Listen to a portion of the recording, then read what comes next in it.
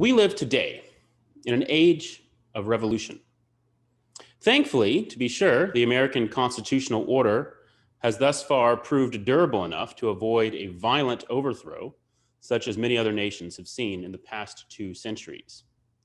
But revolutionary rhetoric, down with the patriarchy, drain the swamp, resounds on every side, with both conservatives and liberals losing faith in reform in the broken down machinery of government. For conservatives who do still want to conserve American order, we face a paradoxical task. After all, wasn't America itself founded in an act of revolution? Well, yes and no. One of the main purposes of this lecture series is to argue for the essential conservatism of the American founding, which was conceived as a project of renewing and protecting a deeply rooted national tradition. Setting that aside, however, our task today of defending a revolution against revolutionaries is not a new one. Edmund Burke famously became the father of modern conservatism for doing just that, defending the constitutional liberties of the glorious Revolution of 1688 against the excesses of the French Revolution of 1789. But when he took up his pen for this task in 1790, he had before his eyes an older model, that of Richard Hooker, writing 200 years earlier to defend the English Reformation against the radical projects of both Papist and Puritan. Although later revered by generations of Englishmen and Anglophiles, Edmund Burke, Russell Kirk, and C.S. Lewis, to name but a few, Richard Hooker was little known and less appreciated during his own lifetime. He never held any particularly high office, and he died in a rural parish near Canterbury at the age of only 46, esteemed by a small cadre of intellectuals and statesmen who were to play a leading role in the English church and society in the decades to come. At his death, he had only one published book to his name, and that one was something of a flop. The book, uninspiringly titled Of the Laws of Ecclesiastical Polity, was an odd work, particularly by the standards of its time. It was a fierce polemic, but it was one that sought to persuade rather than discredit its adversaries. It was a defense of the Elizabethan establishment, but constructed in terms that were deeply unsettling to the autocratic predilections of the Tudor monarchy. Hooker, whose conscious life almost entirely coincided with the reign of Elizabeth, the Virgin Queen. He was 5 years old when she came to the throne, and he died just 2.5 years before she did. He venerated his monarch as, quote, God's most happy instrument, by him miraculously kept for works of so miraculous preservation and safety unto others.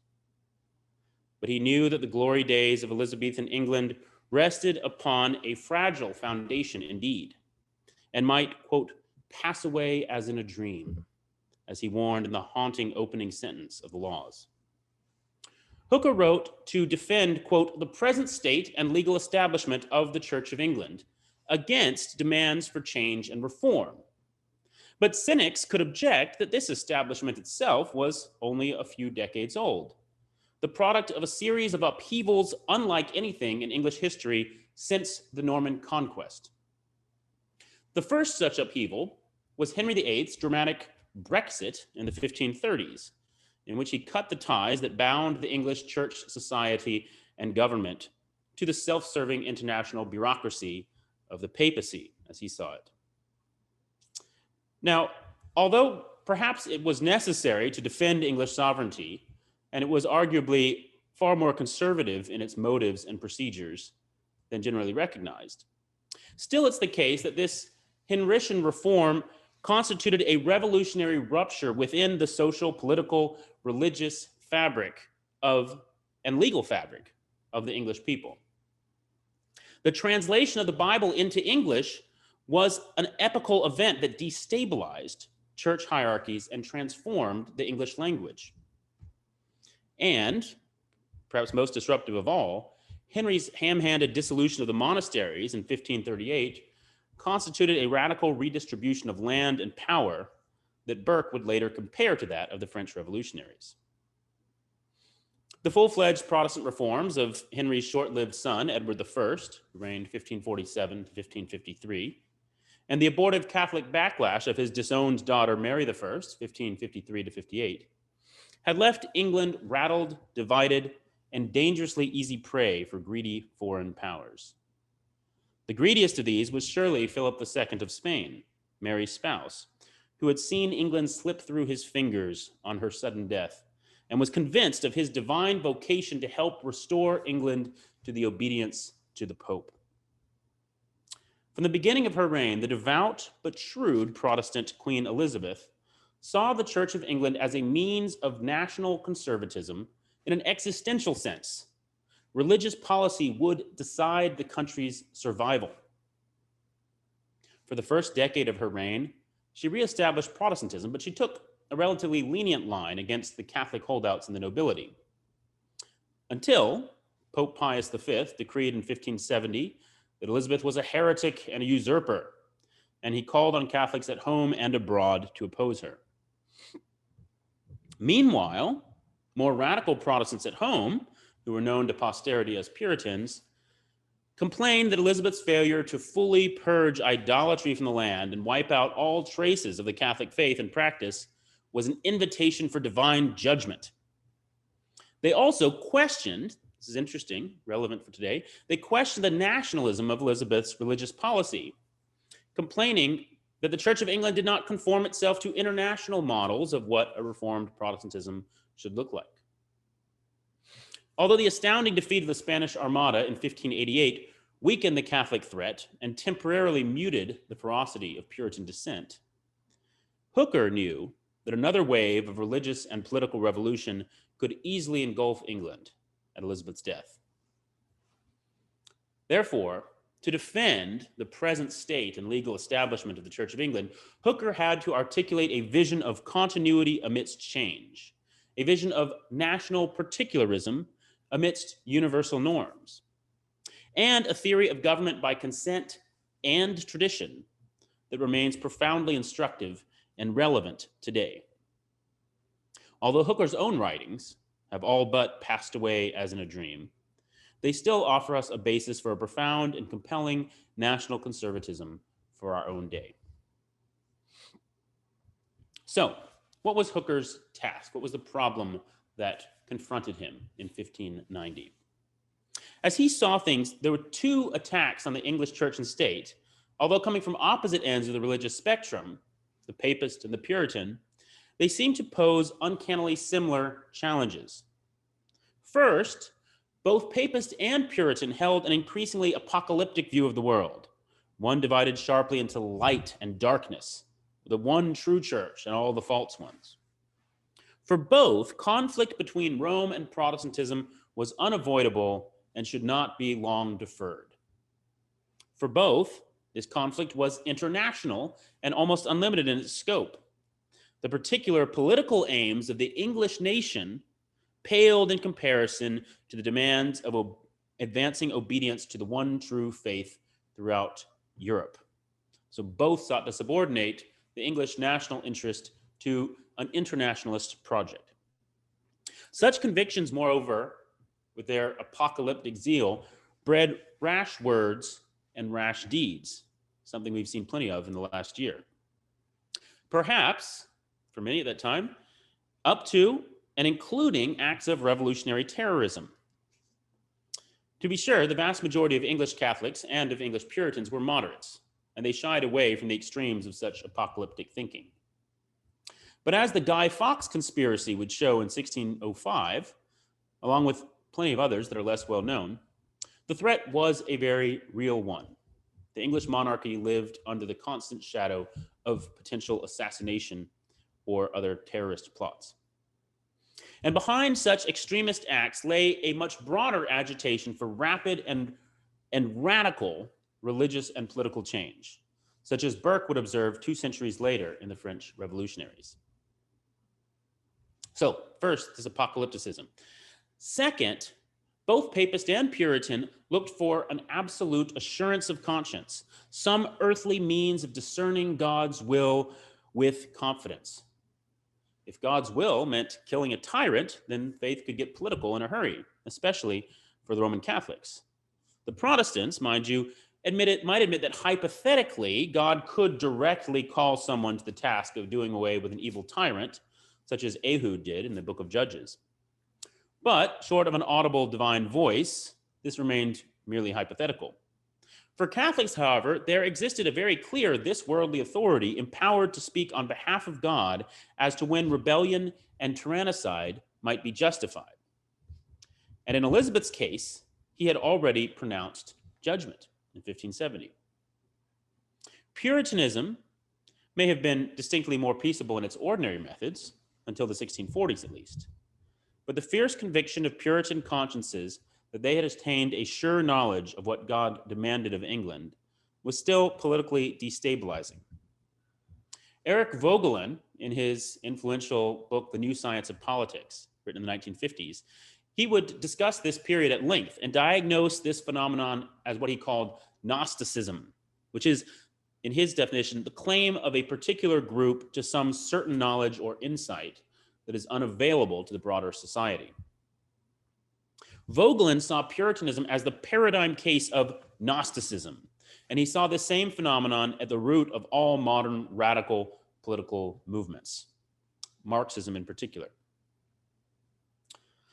So we said first apocalypticism, second this kind of absolute assurance of one's righteousness. Third, both Papist and Puritan dramatically abridged the sovereignty and independence of the English church state, subjecting its secular leadership to the domination of clergymen who were empowered to prescribe God's will for England, and subjecting its distinctive national forms to the demand for conformity to an international ideal church. The attempt to navigate between these twin threats, then, was what gave the Church of England its distinctive shape, as a via media, as Anglicanism is often called, a middle way between Rome and Geneva. Now, frequently, this idea of the Anglican via media is misunderstood as a fundamentally theological notion.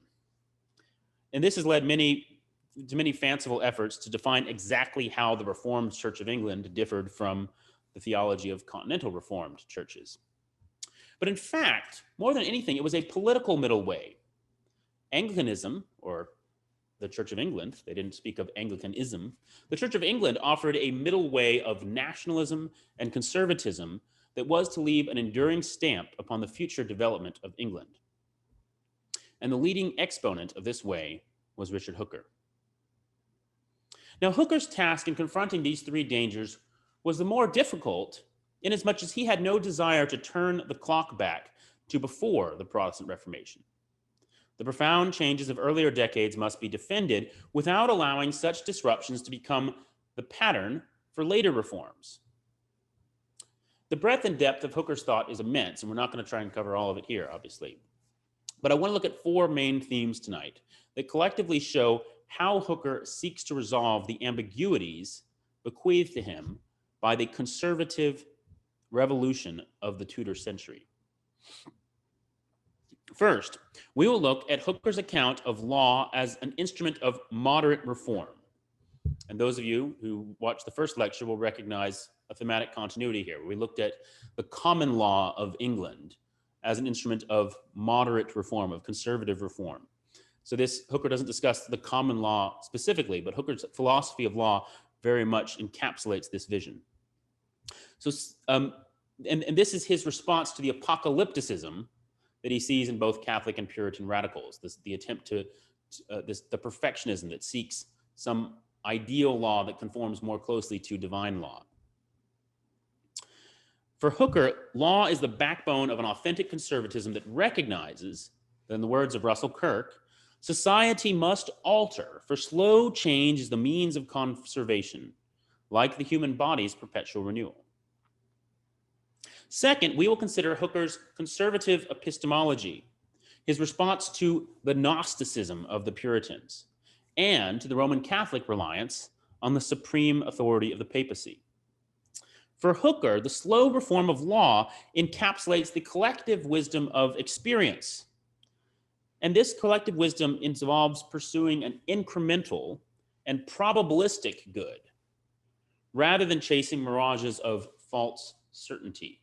Any political project that offers certainty that it is the best way is for Hooker a wrong turn. Third, we will see how Hooker responds to the internationalism of both Puritan and Papist, articulating a clear vision of national particularism as the logical application of his conservative epistemology.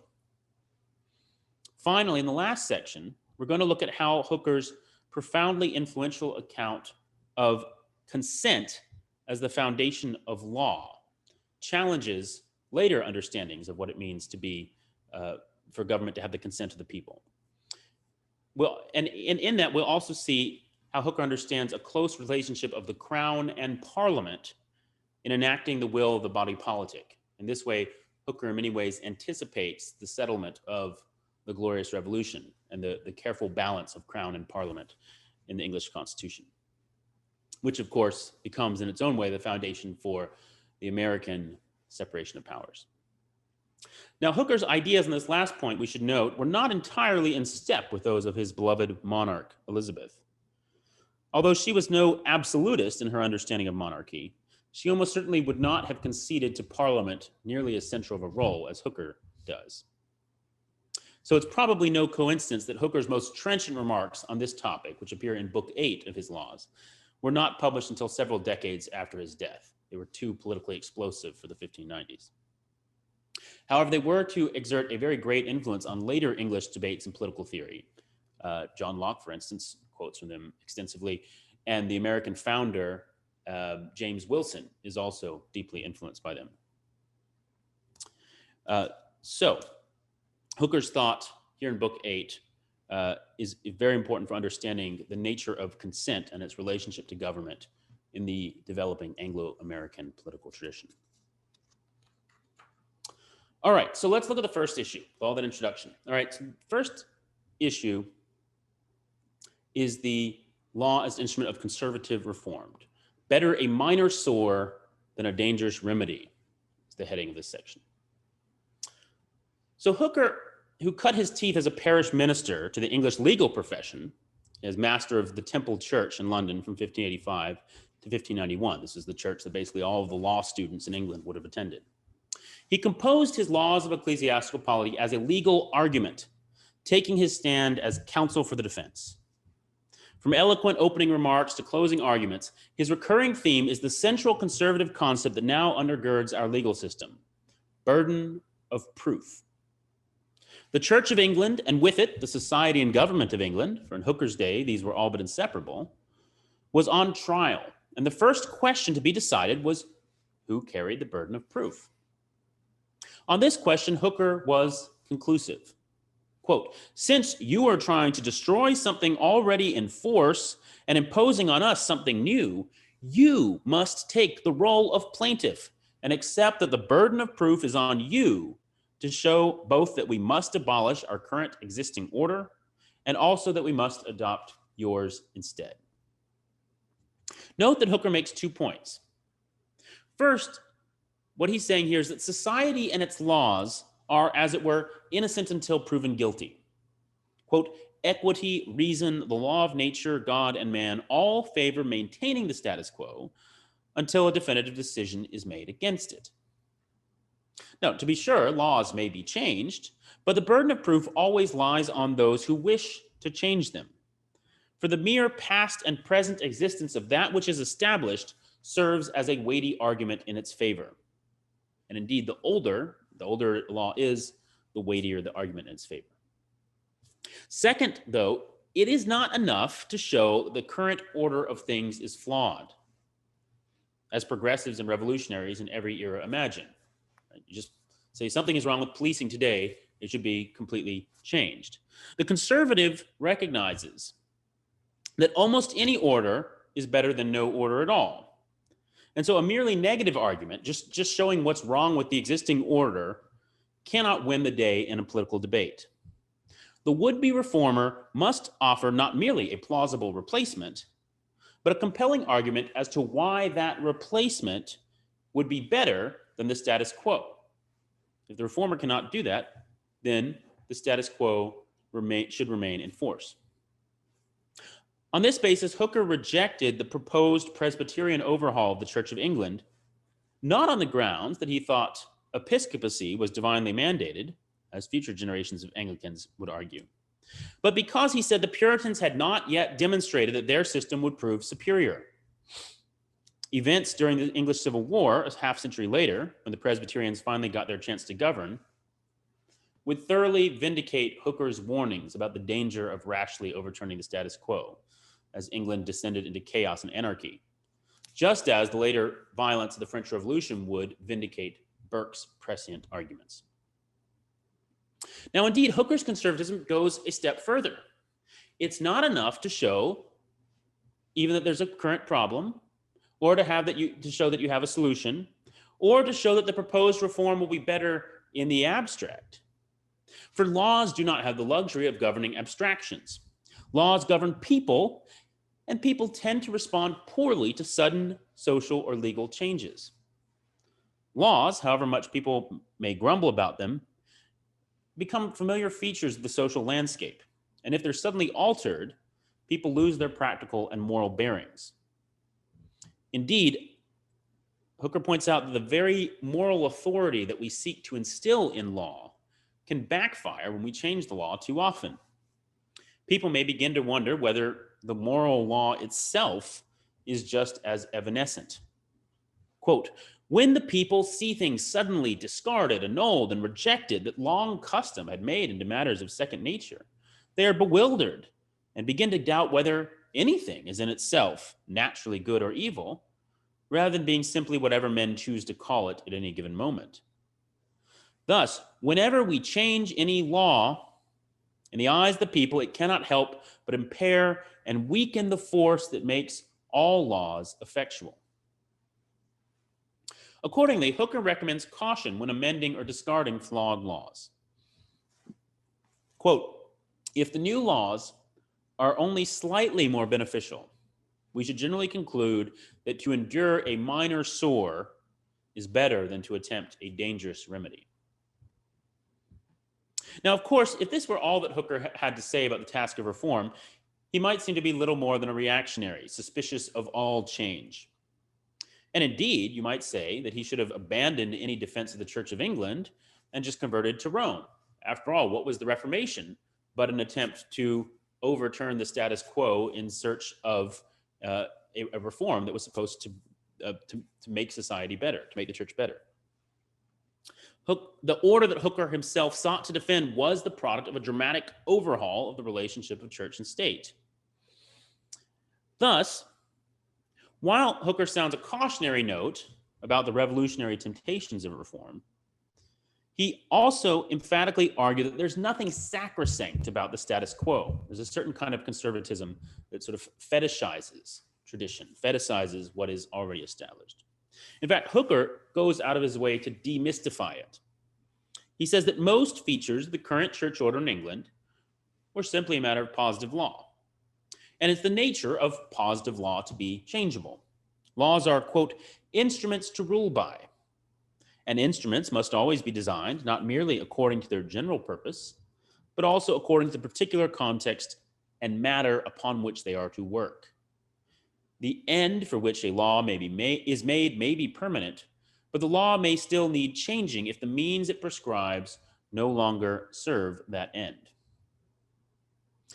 In fact, as Hooker saw it, it was precisely the Puritan revolutionaries who didn't seem to appreciate this point.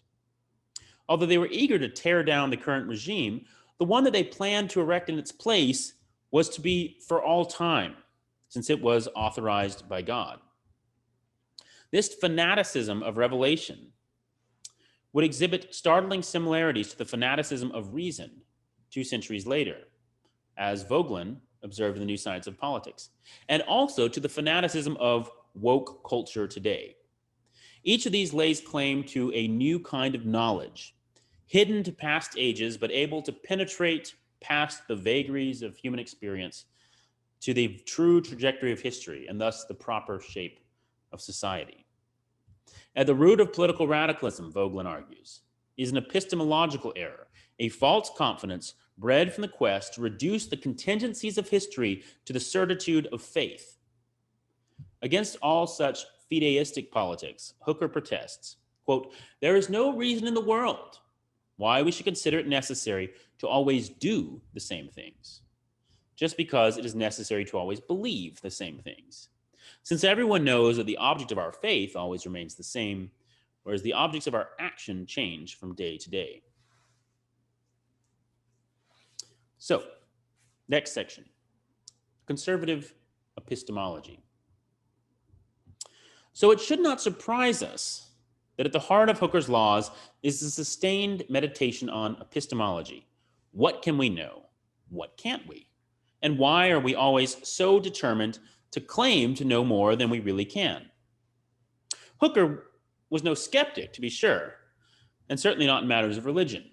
He would have had little patience with the epistemological demolition crew that was to appear over the following century: Descartes, Hobbes, Locke, and their followers. Hooker begins his laws with a profound meditation on the eternal law of God, the changeless and transcendent union of the good and the true that anchors all morality and guides all history. He speaks at length of the fixed laws of nature and reason that brook no contradiction, and he declares his firm confidence in the timeless truth of Scripture and the way of salvation it reveals. But Hooker was keenly aware of the chasm separating these changeless norms of nature from the changing conditions of human history. While we may aspire to share the changeless eternity of God, for now we must plot our halting course through the realm of mutability. Law is not amoral. It must be ordered toward the basic moral ends that reflect the realities of human nature. But even as we keep these ends in view, our paths toward them will never look identical in two different times or places. For this reason, we can be grateful, says Hooker, that the natural moral law, is not merely, quote, mandatory, showing what must be done, but also permissive, declaring only what may be done, or else advisory, revealing what is most prudent for us to do. The task of human law, according to Hooker, is to take these three strands, the mandatory, the permissive, the advisory, and to weave them into a fabric strong enough to guide a society toward its common good, and supple enough to respond to new insights and new challenges. Of course, this process is fraught with uncertainty. So Hooker invites us to steer our course, quote, whichever way greatest probability leads, as determined by an attentive study of human nature. Hooker models this attentive attention to human nature in the penetrating preface to his laws, where he acutely traces the paths by which idealistic reformers gain the allegiance of disaffected masses and fall prey to ever more wayward flights of self-delusion. Such delusion arises from misplaced self-confidence, the claim to a unique insight into the cause of all the world's ills, and to a unique program promising, quote, a comprehensive solution to all these problems. Every age will have its share of deluded utopians, but the framers of law, Hooker argues, must resist this utopian temptation and have the humility to be guided by the wisdom of others. From this arises the conservative respect of tradition. This is why conservatives value tradition. When it comes to lawmaking, the wisdom that comes from a long study of human nature is indispensable. Good lawmakers will realize that much more than one lifetime is required to develop this kind of wisdom. So tradition for Hooker carries none of the quasi-mystical qualities that it does for Roman Catholic doctrine. It is simply the accumulated wisdom of centuries, which we would be foolhardy to ignore. Quote, neither may we in this case lightly esteem what hath been allowed as fit in the judgment of antiquity, and by the long continued practice of the whole church, from which unnecessarily to swerve, experience hath never as yet found it safe. We rightly respect the wisdom of the aged, who, quote, for the most part are the best experienced, least subject to rash and unadvised passions. And ordinarily we trust their judgments above those of the young, simply because the aged have had more experience to gain knowledge of the world. Just so on the larger stage of history. Although age-old beliefs and customs are certainly fallible, they're less likely to steer us wrong than newly hatched doctrines and intellectual fads. So for Hooker, human laws and institutions rest upon a foundation of tradition, experience, and trial and error. Beneath these, to be sure, is the deeper bedrock of transcendent moral order. But only the long, hard work of human reason and ingenuity can adapt this order to the needs of each society. While law as such carries divine sanction for Hooker, the authority of particular laws rests chiefly on human authority. This authority is the authority of reason, which Hooker defends fiercely against Puritan denunciations. But we shouldn't read this Hookerian reason as the Enlightenment's individualist reason. On the contrary, for Hooker, reason is something exercised communally and transgenerationally. And in fact, Hooker is nowhere more reason is nowhere more paradigmatically operative than in the common law of England and the deliberations of Parliament. Hooker would no doubt have concurred with the remark of his great contemporary Sir Edward Coke.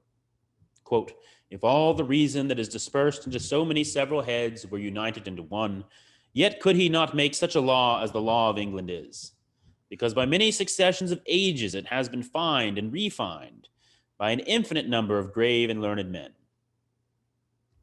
So while this authority of law is imperfect and uncertain, such authority is nonetheless for Hooker sufficient.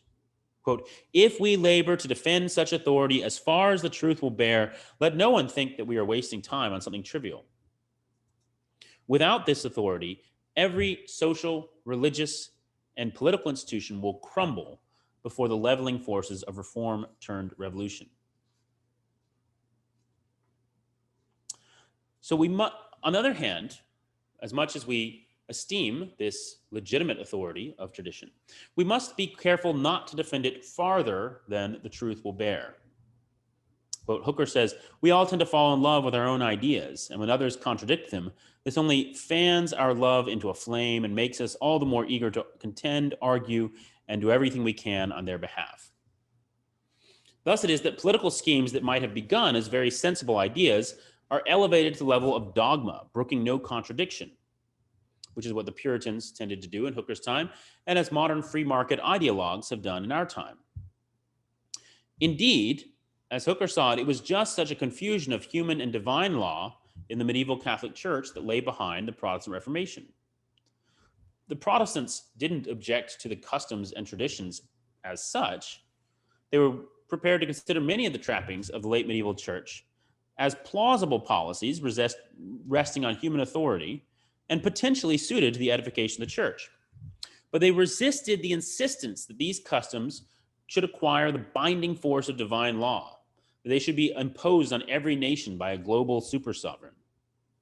The Church of England thought Hooker had rightly asserted her independence, while sensibly deferring to the wisdom of the past in matters of church government and liturgy.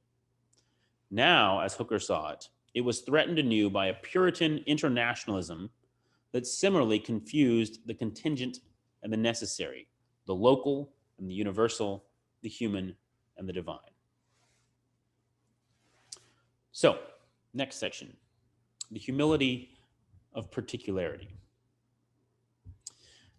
This epistemic modesty in Hooker's conservatism leads Hooker to defend the necessity of local forms, much as Edmund Burke defends the goodness of the little platoons that make up human society, and to defend the good of English independence.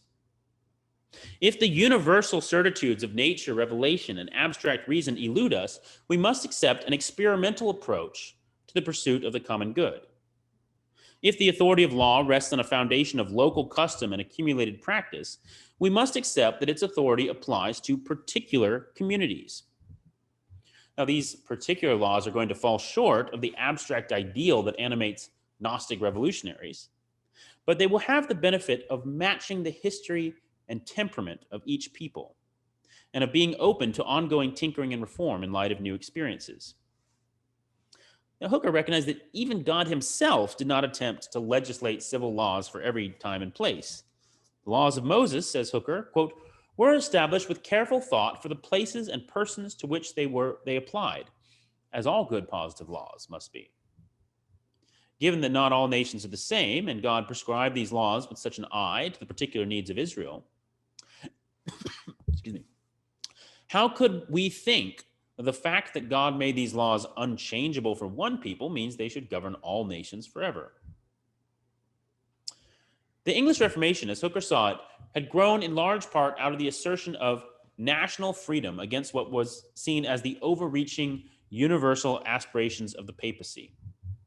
And now it was threatened by the same universalizing impulse in the Puritans, whose leader Thomas Cartwright had asserted, quote, just as the churches of Christ should be as dissimilar as possible from the synagogue of Antichrist in their use of indifferent ceremonies, so they ought to be as similar to one another as possible. So he's talking about different national churches. Different national churches ought to be as similar to one another as possible. The Puritans were a bit like modern globalists. They were idealistic ideologues that thought they knew the best way to run things and wanted all countries to follow the same model. Hooker responds like a good nationalist. What's best for Switzerland or the Netherlands may not be best for England. Thus, Hooker's defense of the Church of England is framed as a defense of national sovereignty, of the freedom of each particular Christian community to determine the form of its corporate life.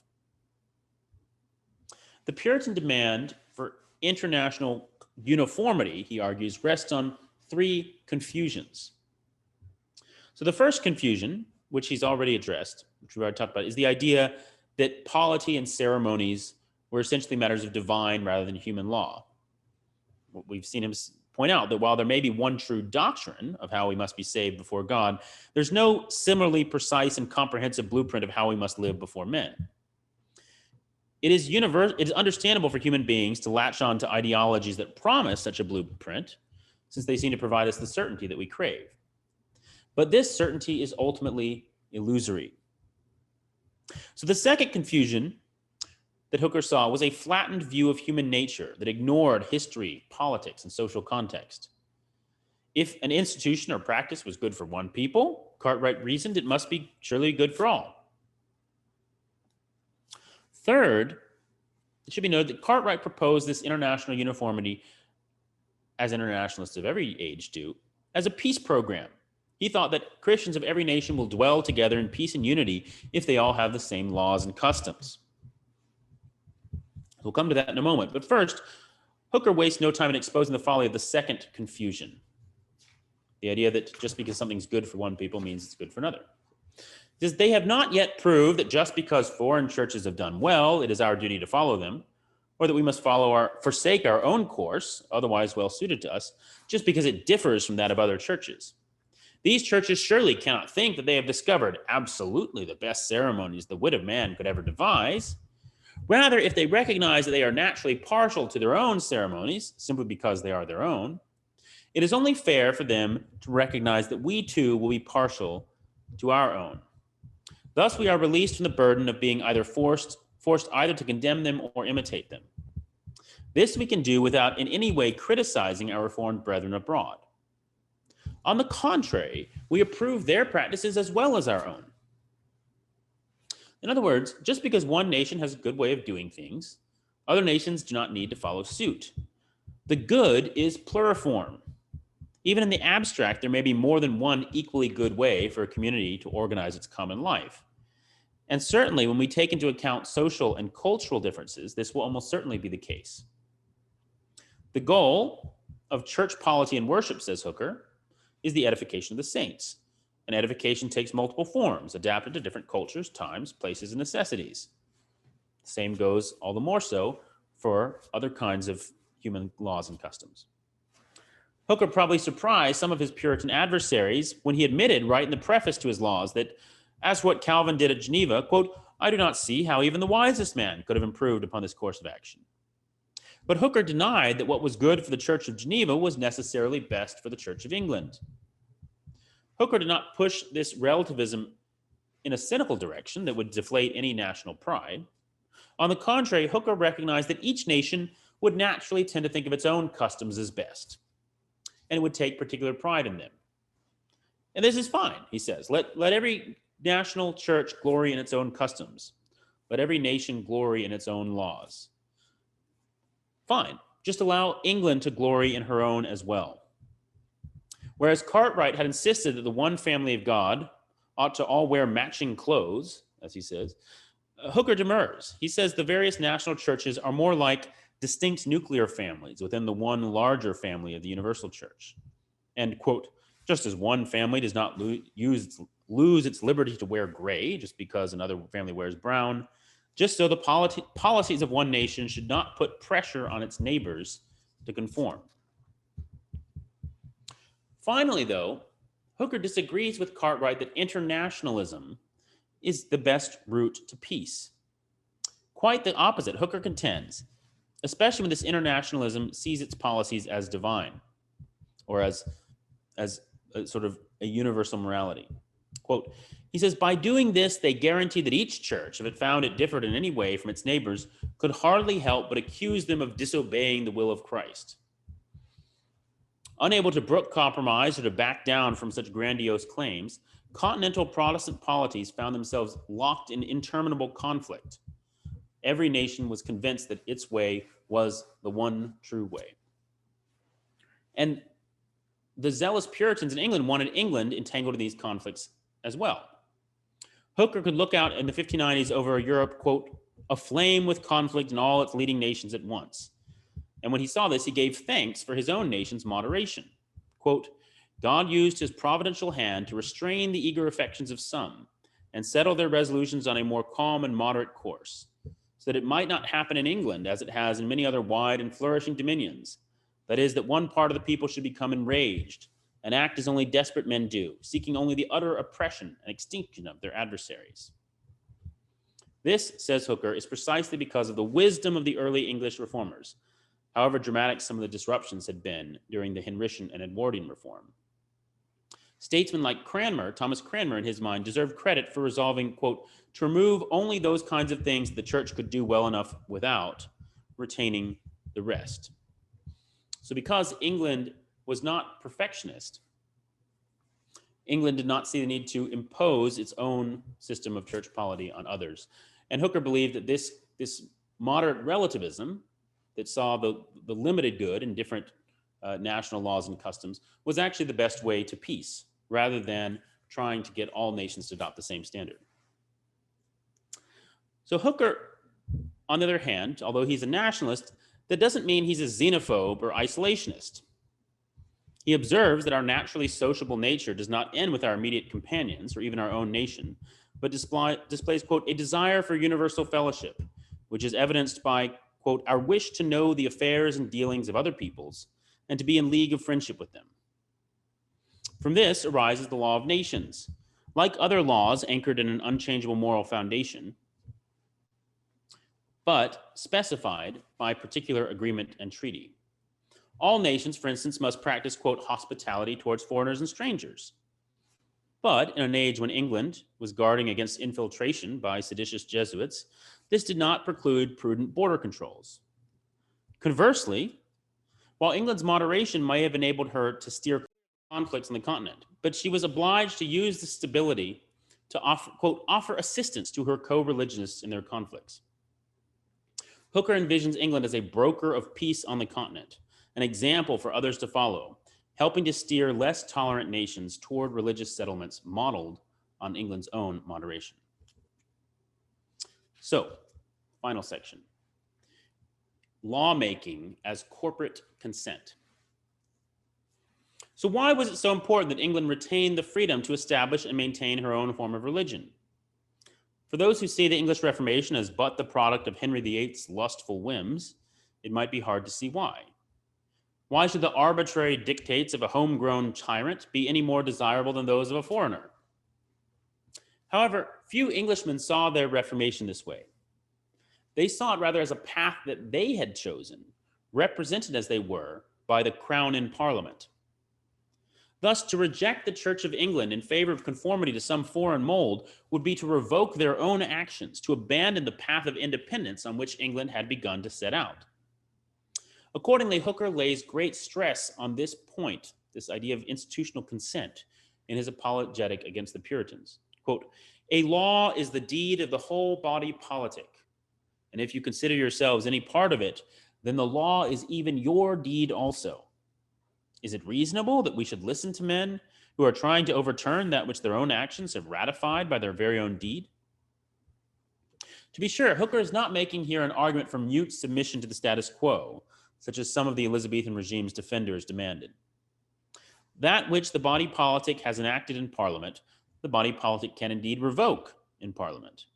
Quote, nobody denies that laws can be argued against and repealed by those who have passed them, but in such cases the whole body is deliberating on which laws they should observe. In your case, you are a single part, refusing to obey the laws the rest have agreed upon by due process. For Hooker, then, the justification of the present state and legal establishment of the Church of England rests decisively on Parliament, and the reality of Parliament as a representative enactment of the whole people's consent. In this, as in so much else, Hooker shows himself to be an authentic conservative rather than a mere authoritarian reactionary. Indeed, throughout the laws, Hooker himself implicitly or explicitly points out areas in which current laws or procedures could or should be reformed, even while he repudiates the extremist Puritan rhetoric. In this final section, then, what I want to do is look at the crucial role of consent, particularly as enacted in parliamentary lawmaking, in Hooker's national conservative vision. Hooker's concept of the law as even your own deed also rests on the very deepest of foundations, his concept of the eternal law of God himself, which he expounds at the very outset of his laws. There, he describes God as a being governed from all eternity by law, yet not a law imposed upon him from without, but a law that he has imposed upon himself. Human law, too, as a pale image of the eternal law, is a form of limitation, self-limitation, that nonetheless enables the exercise of sovereign power in pursuit of the common good. And perhaps most strikingly, human law, like the eternal law, is a form of self-binding. It's even the case that for Hooker, something of the timelessness of eternal law applies to human laws, like the common law of England, in which we find ourselves always already bound by the deeds of our ancestors, which we must recognize as even our own deed also. For although Hooker explicitly argues that political society must have its basis in the consent of the governed, he does not have to take refuge in some kind of mythical original contract of free and equal individuals, although he happily grants that men are by nature equal and free. Since he understands that this consent is always a historical phenomenon. Hooker muses, in lines that were later to be egregiously misquoted quoted out of context by Robert Filmer, that, quote, since nature gives supreme power to fathers within their families, consent probably began in the common acknowledgement by a tribal extended family unit that the patriarch would govern the tribe.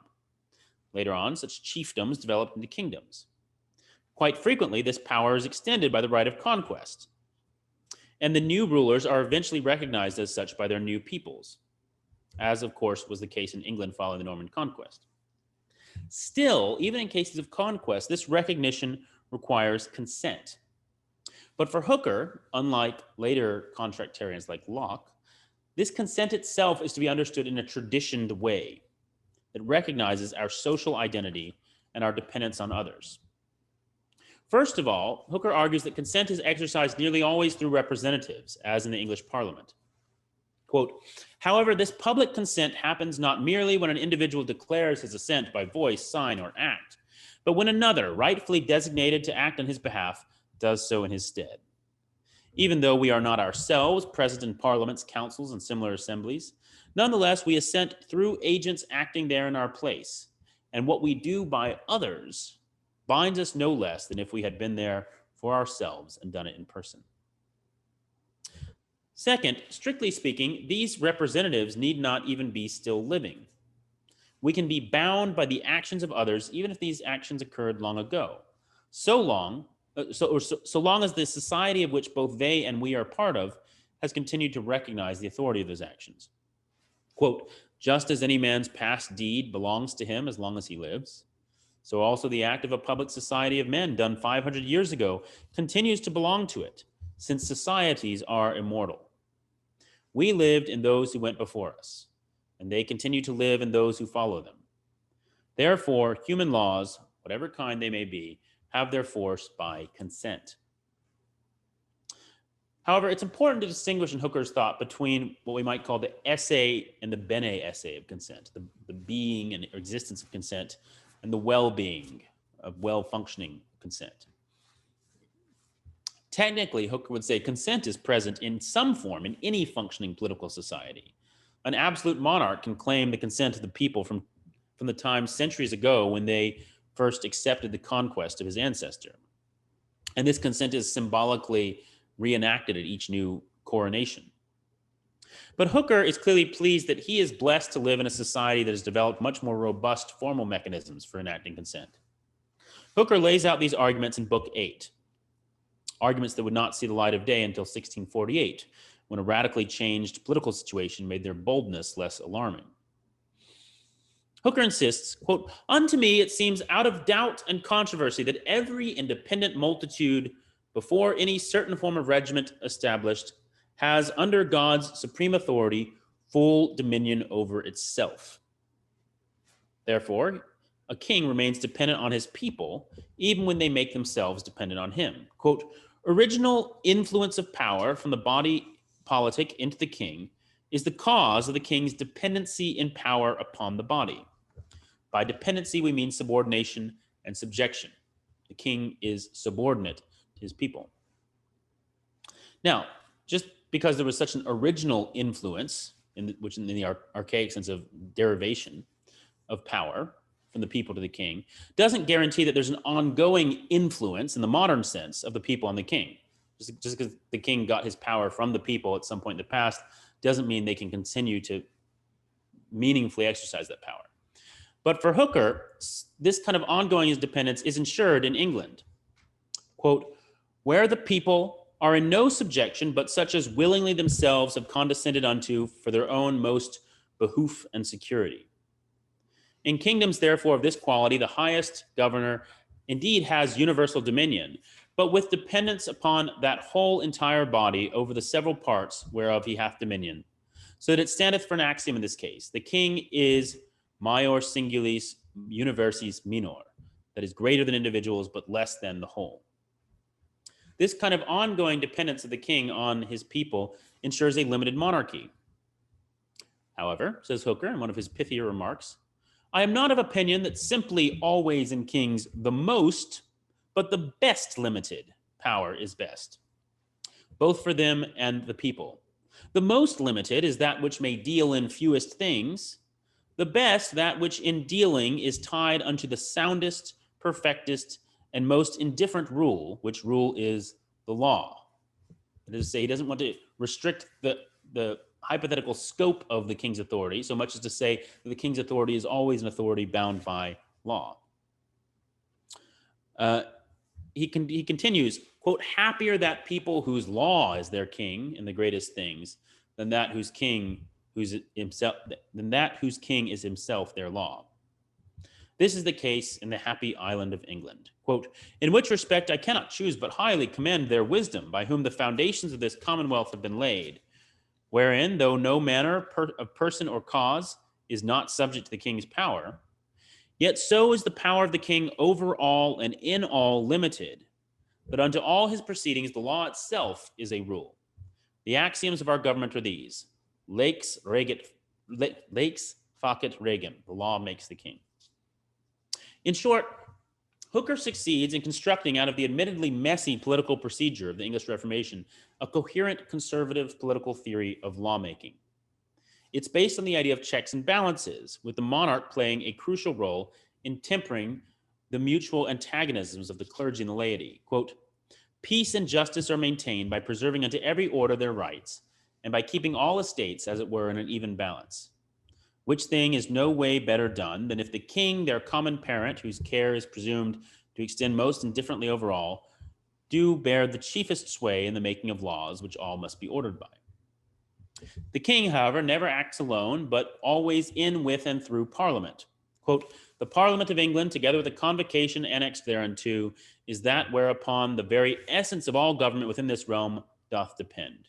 It is even the body of the whole realm, for they are there, all there present, either in person, or by such as they have voluntarily given their personal right unto. The value of this body of the whole realm was not merely in the claim it could make to represent the will of every person in England, but also in its ability to exercise corporate reason as perfectly as humanly possible. Indeed, for Hooker, the corporate exercise of reason and the corporate exercise of will ideally fuse in the act of public lawmaking. Quote, in devising and discussing of laws, wisdom is specially required, he says, and wisdom is more likely to be found in such an assembly than anywhere else.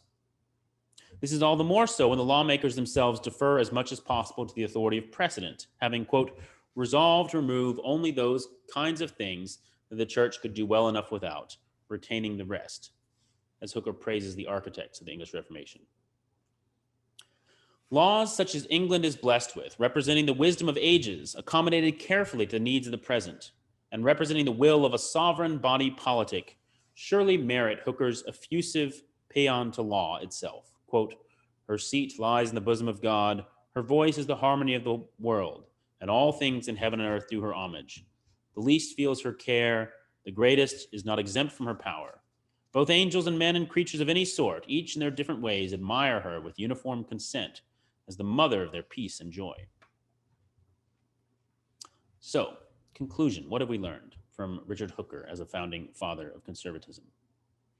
Well, Hooker's legacy as a father of the English and American conservative tradition is incalculable.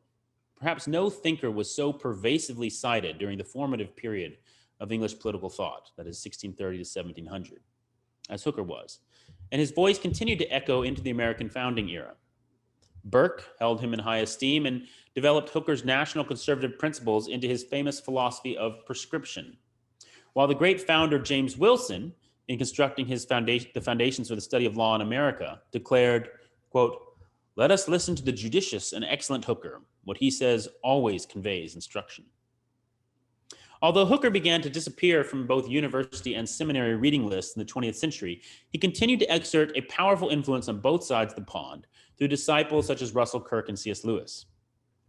And despite the radical changes in society, not least in the relations between church and state, obviously, between Hooker's day and our day, he continues to offer us an intriguing vision for a national conservative politics. Faced with the need to preserve a religious and political settlement only a few decades old, Hooker sketched a principled yet pragmatic conservatism that welcomed change and reform, while also cautioning against the disruption that it can cause. He thus offers a powerful portrait of how conservatism seeks to conserve, gratefully receiving the legacy of the past and creatively adapting it to the needs of the present. He championed deference to the past, not because of something sacred in it, but because of his keen awareness of human fallibility. He thus offers us the outlines of a conservative epistemology, that we should be modest in our judgments and especially in our predictions of the future, that we should credit the wisdom of others as well as ourselves, that we should be relentlessly empirical, devoted students of human nature and observers of the world, ready to revise our judgments and plans whenever necessary. Yet for all this, conservatism refuses a flat empiricism or a hollow relativism, convinced that beneath all of our half-baked plans lies a providential hand, and that above our time-worn institutions stand transcendent realities. These provide us with purpose while warning us not to trust too much in our own purposes. Conservatism thus refuses both the certitude of the fanatic and the nihilism of the skeptic. Political decisions can rarely move beyond the realm of probability, but we should at least prefer the greater probability of the time-tested to the untried schemes of the revolutionary. The worst feature of the revolutionary mind, recognized Hooker, was its false certainty, its confidence that it has at last discovered the meaning of history, the hidden will of God, the solution to society's ills. Armed with this confidence, the revolutionary runs roughshod over any established institution that he does not value. He fails to recognize that continuity is itself a great social good. The revolutionary also thinks that having once discovered the ideal course, it is his task to export it to the whole world. Hooker counters this ideological vision of politics with a national conservatism that recognizes the value of particularity while also remembering that we are part of a family of nations. The best service that any nation can render to humankind, recognized Hooker, is to first conserve itself, its heritage, and the sovereignty of its own laws, and then let time and experience prove their value or remedy their faults. The common objects of our love, worth conserving, will always be particular, rooted in specific places and people, specific traditions and laws. They deserve defending chiefly because they have been given to us to protect, not because they are perfect. Ultimately, this is the proper understanding, the principle that government rests upon the consent of the governed. This does not need to mean any Lockean or Jeffersonian fantasy of an individualistic state of nature, or a perpetual referendum as the source of any government's legitimacy. No, for Hooker, government is always the activity of a representative agent, an agent empowered by the people whom it governs. But just as this people is immortal, a society enduring through generations, so the consent of the governed is anchored in generations long past and continues to be expressed in the present through laws and customs. This is not to say that past consent does away with the need for present consent. Government must remain accountable to those it governs. However, each successive generation is also accountable to those that went before it, recognizing that law is not simply a chain upon its freedom, but a gift which makes that freedom possible. National conservatives such as Hooker, then, can teach us how to glory in the inheritance we've received without making an idol of it. They can teach us to celebrate the culture, customs, and constitution we have received from our forefathers because they are ours, not because they are perfect. To fight for them because they are the goods that have been given to us to protect.